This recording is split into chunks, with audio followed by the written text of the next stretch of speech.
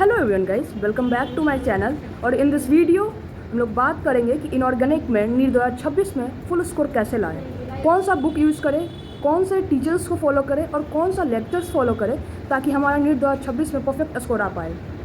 तो यार आप लोगों को पता होगा कि नीट 2025 सबसे टफेस्ट पेपर था, सबसे ज़्यादा टफ क्वेश्चन आया था। उस पेपर को भी आप एनालाइज करोगे ना तो देख पाओगे कि सारा क्वेश्चन इनऑर्गेनिक का एनसीईआरटी से था और पीवाईक्यू से था। और मेरा इनऑर्गेनिक में मैक्सिमम क्वेश्चन सही हुआ था।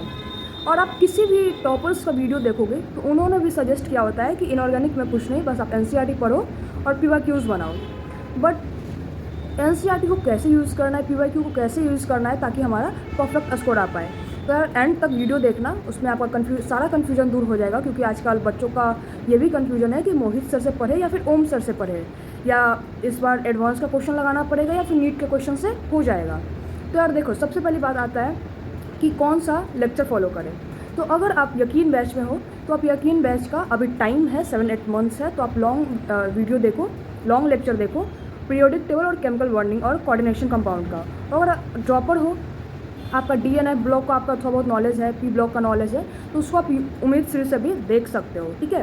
बट ये जो 3 चैप्टर है, कंसेप्चुअल चैप्टर है, पीरियोडिक टेबल, केमिकल बॉन्डिंग और कोऑर्डिनेशन कंपाउंड, जिसका आगे फर्दर यूज़ है, तो इस तीनों चैप्टर को आप प्लीज़ बैच के साथ ही करना। धीरे धीरे इसमें पर डे लेक्चर देखना, पर डे प्रैक्टिस करना, ठीक है। हाँ, तो अब बात करेंगे कौन सा टीचर से पढ़े। बहुत सारा ये बहुत डिमांडिंग क्वेश्चन है, बहुत बच्चे कंफ्यूज्ड हैं और हम भी अपने फर्स्ट और सेकंड ड्रॉप में बहुत ज़्यादा कंफ्यूज थे और इसी में टाइम निकल जाता है, पता नहीं चलता है। तो देखो यार, तो वेरी ऑनेस्ट, मोहित सर और ओम सर, टीचर को कंपैरिजन तो नहीं करना चाहिए, बट ठीक है अगर आप फ्रेशर हो, अभी तक कुछ नहीं पढ़ा, आपको कुछ नहीं पता है, इलेक्ट्रॉनिक कॉन्फ़िगरेशन भी करने नहीं आता है, आपको एटॉमिक स्ट्रक्चर का नॉलेज नहीं है, मतलब कि आपको कुछ पता नहीं है, तो आप ओम सर को बिल्कुल आप फॉलो कर सकते हो। क्योंकि उनका लेक्चर हम 12th क्लास में भी देखे थे, जब हम 12th में थे तो वो दूसरे प्लेटफॉर्म पे पढ़ाते थे, उस टाइम भी देखे थे, आप उनसे पढ़ सकते हो।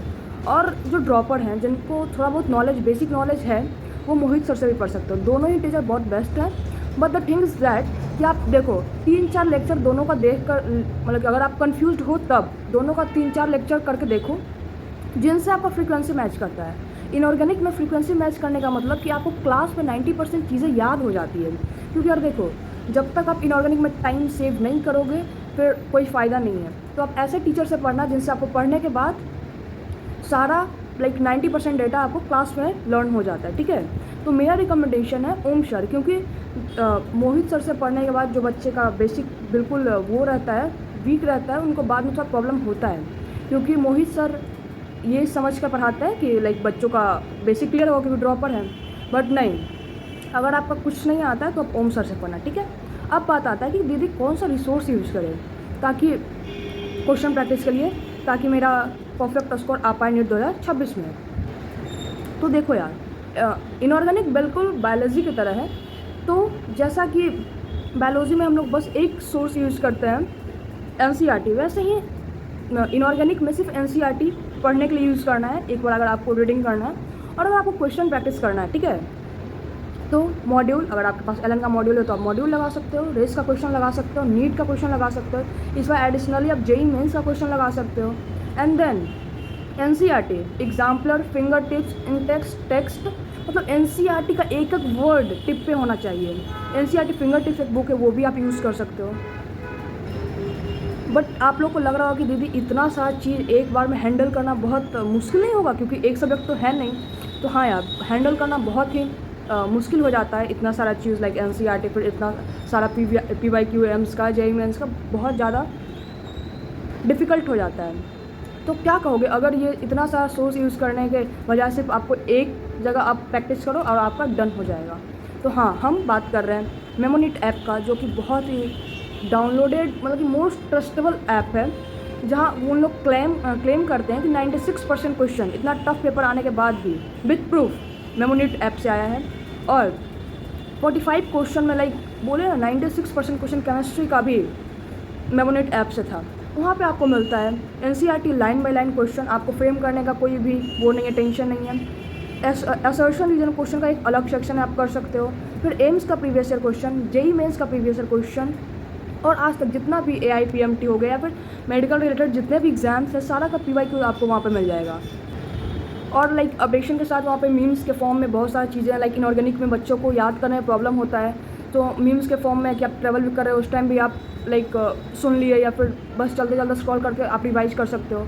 फिर वहाँ पे एक रिवीजन टेक्निक है, क्योंकि इनऑर्गेनिक में बच्चों को रिवाइज करने में प्रॉब्लम आता है, तो वहाँ पे आप रिवीजन टेक्निक के थ्रू, साइंटिफिक रिवीजन टेक्निक के थ्रू आप बहुत अच्छे से आपके माइंड में वो हो जाएगा।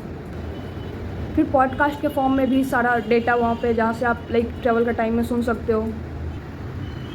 और सबसे बड़ी बात कि सारा सेक्शन फ्री में एक चैप्टर का दिया हुआ है, तो आप जाकर एक बार खुद से चेक करना, और अगर आपको पसंद आए तो मेरा कोड यूज़ करना।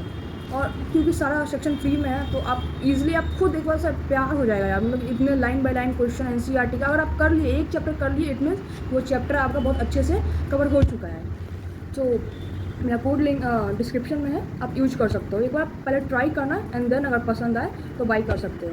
और एक और चीज़ कि यहाँ पे लाइक पहले की तरह ये नहीं कि आपको फुल कोर्स करना है, अगर आपको सिर्फ इनऑर्गेनिक का खरीदना है या फिर किसी एक सेक्शन का, तो 99 रुपीज़ से स्टार्ट है, आप वो भी बाई करके ट्राई कर सकते हो।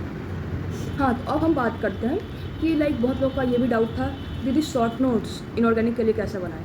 तो यार देखो, NCERT में जितना भी टेबल्स है, ग्राफ है, उसका आप ना एक पेज में डेटा वो कलेक्ट कर लो, ठीक है। और जितना भी एक्सेप्शन है, इनऑर्गेनिक में शॉर्ट नोट से ज़्यादा बनाना इंपॉर्टेंट है एक्सेप्शन सिक्वेंस में, क्योंकि उसमें बच्चों को उसी में प्रॉब्लम होता है। तो जितने भी एक्सेप्शन है आप चैप्टर वाइज बनाते चले जाओ, ताकि लास्ट में प्रॉब्लम ना हो। तो समरी ऑफ दिस वीडियो है कि आप NCERT बहुत अच्छे से कर लो, PYQs बहुत अच्छे से कर लो, एक एक चीज़ टेक्स्ट ग्राफ जो भी, और जो बैच में DPP मिलता है वो कवर कर लो, दैट्स इट। और उसके जगह आपको